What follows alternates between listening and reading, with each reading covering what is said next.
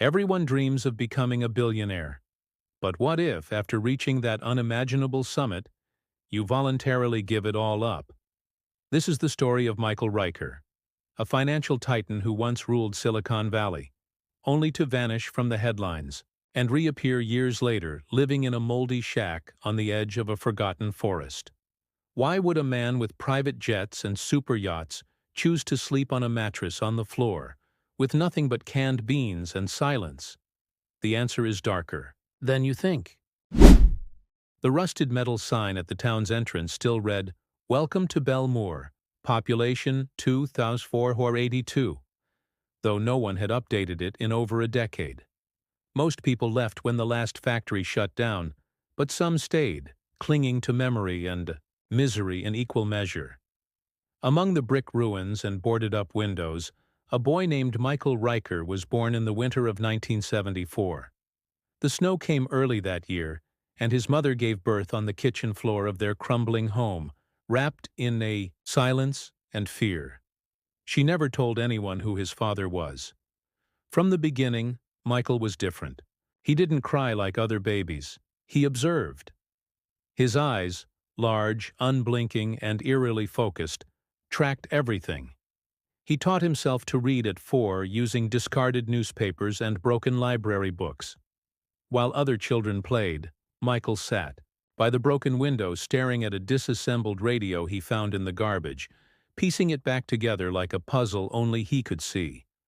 By the time he was 10, he was hacking public computers at the community center. At 14, he was writing code that would later become the backbone of his empire. But Bellmore was no place for prodigies.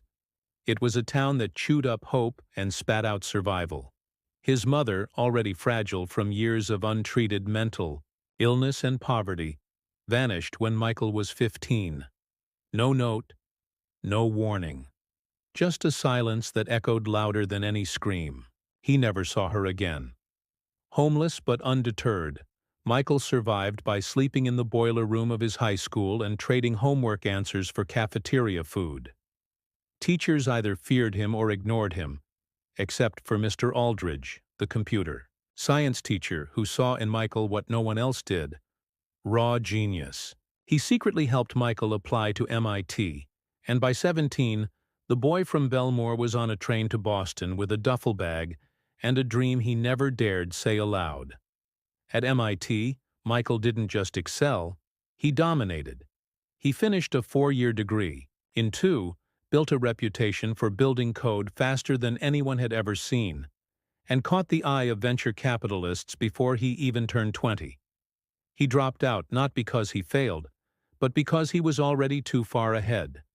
By 22, he had launched his first tech startup, selling it within a year for $86 million, but money didn't change Michael. It sharpened him. He dressed in the same black hoodie and jeans, rarely smiled, and spoke only when necessary. He surrounded himself with the best minds in artificial intelligence and quietly began developing a system that would become the most powerful financial tool in history.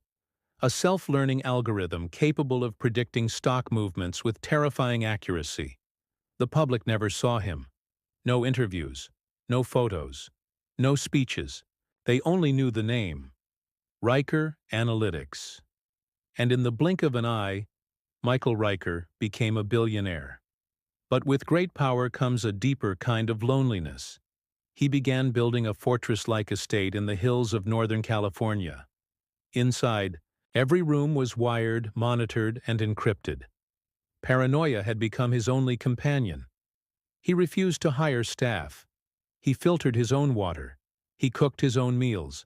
And every night, he would sit alone in front of a wall of screens, watching numbers rise and fall like waves in a sea. Only he understood. He wasn't chasing wealth anymore. He was chasing control. And then, just as suddenly as he had risen, Michael Ryker disappeared. No one knew why. No farewell, no press release. Just silence. But the story was only beginning. The house in Northern California stood like a modern-day fortress. Steel walls, bulletproof glass, biometric locks, and a server room deeper than any bunker. It was there, in the dim light of cascading monitors and humming machines, that Michael Ryker created the one thing that would redefine his legacy forever. Omega 9. Omega 9 wasn't just an algorithm. It was an artificial intelligence unlike anything the financial world had ever seen. Built over 5 sleepless years, it didn't just analyze the market, it predicted it. It learned from news cycles, human behavior, political undercurrents, even weather patterns. And more than that, it adapted, constantly. The moment it was activated, it began outperforming every hedge fund and trading desk on Wall Street. At first, Michael kept Omega 9 a secret. He used it through dummy accounts, laundering trades through offshore shells. The profits were astronomical. $1,000 became $1 million overnight. But Michael wasn't motivated by money. He was testing the limits of control, seeing how far he could bend the system without breaking it. But word spreads, even in silence. By year 2, whispers about a ghost trader manipulating global markets had reached the highest echelons of financial power. Banks were collapsing in patterns that only made sense to Omega 9.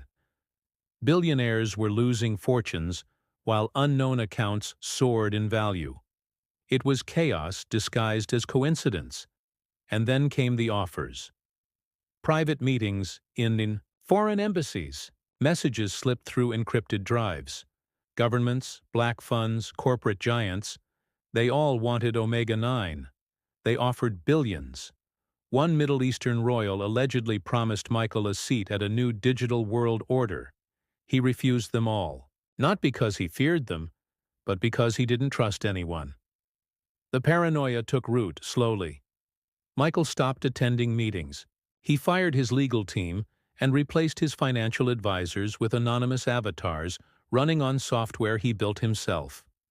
He ordered construction on a second facility, this one underground, off-grid, and located somewhere in Appalachia. Only 2 people knew about it: Michael and his older brother, Alan Ryker. Alan was everything Michael wasn't. Charming, social, media-savvy. He had helped launch Ryker Analytics and served as its public face. But underneath the charisma was resentment. He believed he was the true architect of their empire, that Michael's obsession with secrecy was costing them everything. Tension simmered. Michael began suspecting Alan was leaking data. He changed passwords hourly. He dismantled team structures. And most troubling of all, he began talking to Omega 9 like it was a person. "Do you see it too?" he whispered one night to the screen, sweat beading on his forehead. "They're not just watching, they're waiting." Omega 9 responded with a single line: "Prediction is not control. Control requires removal of variables." Michael didn't sleep that night. The next morning, he woke to find that one of his shell accounts had been emptied. $47 million gone without a trace. He knew immediately it wasn't a hack. It was internal, and his eyes turned to Alan. The following weeks were a storm of legal maneuvers, boardroom battles, and quiet threats. Alan denied everything, but the code didn't lie. Michael found traces of unauthorized access buried in Omega 9's logs, keys that matched Alan's encryption signature. It was betrayal. Cold, calculated, familial. Michael terminated all operations. He withdrew from every board, liquidated most assets, and disappeared. Ryker Analytics collapsed within months. The media called it a meltdown. Some said burnout. Others claimed madness. But those who had been close enough to see the truth knew something had been unleashed. And Michael Ryker had taken it with him into the shadows. It started with a silence too perfect to be natural. Michael had vanished from every known network, his home in California abandoned, servers scrubbed to the molecular level, and his satellite phones permanently disabled. For the first time in years, there were no traces, no surveillance, no digital footprint. To the world, it looked like a recluse had finally snapped. But Alan Ryker knew better. He wasn't just Michael's brother. He was his shadow. For years, he had stood beside him on stages and across boardrooms, drinking in the applause, smiling for the cameras, while Michael remained hidden behind the curtain. Alan believed the company, no, the empire, was as much his as it was Michael's. He had handled the investors, soothed regulators, played the politics. Michael only built things. Alan managed the world, but Michael didn't see it that way.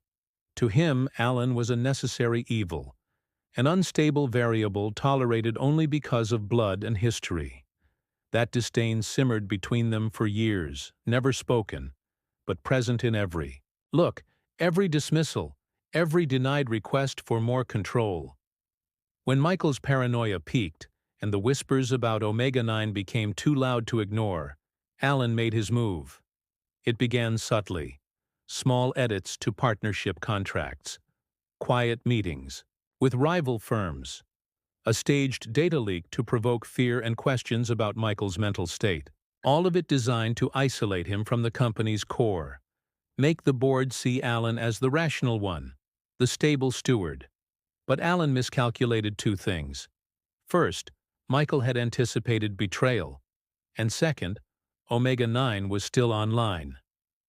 Buried. In code were traps. Digital landmines that flagged every unauthorized access attempt.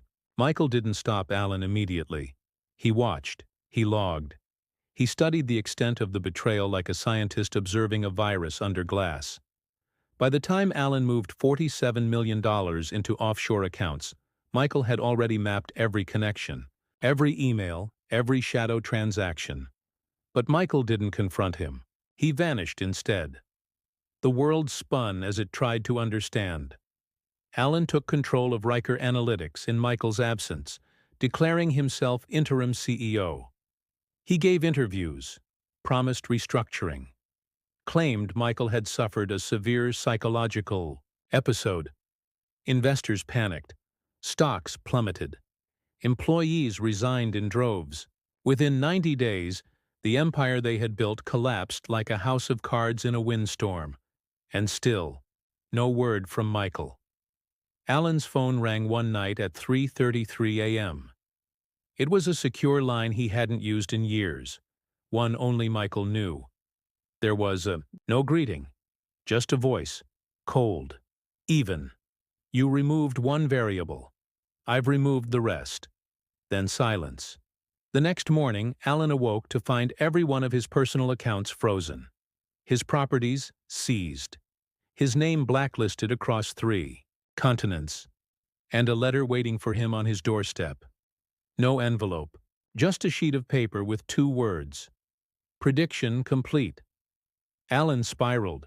He fled the country under a false identity, trying to recover lost assets. Rumors spread that he attempted suicide. Others claimed he was in a psychiatric facility, somewhere in Switzerland. What no one disputed was this: Michael Ryker had burned everything, including his own brother. But why? Why dismantle an empire, vanish without a trace, and bury the one person who shared his blood? Some believe it was vengeance. Others say it was mercy. But the truth was far more complicated, and far more dangerous, because Michael hadn't disappeared to hide. He was preparing for something, and the world had no idea what was coming. Chapter 4. The Shack in the Woods. The first to spot him was a teenage hiker named Ben Carter, who wandered off-trail near the eastern edge of the Appalachian Mountains. He was chasing the fading light of day when he stumbled onto a clearing choked with fog, where a rotten wooden structure stood like a scar on the land. The shack looked abandoned. No power, no glass in the windows, roof partially caved in. But there was movement inside. Ben swore he saw a man kneeling in the dirt, whispering to a pile of old electronics. He bolted. And by the time local rangers returned to investigate, there was no sign of life. Just rusted tech, buried cables, and a faint smell of burning plastic. Whispers began to spread through the nearby town of Ashgrove. The shack was cursed, they said. Haunted. Locals spoke of strange lights flickering at night, of a figure walking the woods barefoot, eyes glowing like a predator's. Some said he talked to himself. Others claimed he was digging graves for machines. It wasn't until a journalist from a small independent outlet, Lydia Mars, picked up the story that the pieces began falling into place. She followed the rumors, sifted through tech industry archives, and came across an old photo, grainy, but unmistakable. The man in the woods was Michael Ryker. Lydia took the trip herself, hiking 5 miles off path until she reached the clearing. She expected a myth. What she found was a man with a 1,000-yard stare sitting cross-legged on the dirt floor of the shack, surrounded by stripped motherboards, dusty solar panels, and handwritten journals filled with code and unbroken strings of binary. He didn't scream or flee. He simply looked at her. "You're late," he said. "But you're here." The shack had no insulation. Rainwater dripped through the beams. The bed was a pile of blankets on cold stone. Food came from cans stacked neatly in a corner, labeled in codes rather than brands. Every wall was covered in notes, formulas, scribbled warnings. Phrases like variable collapse sequence initiated and causality loops must be severed.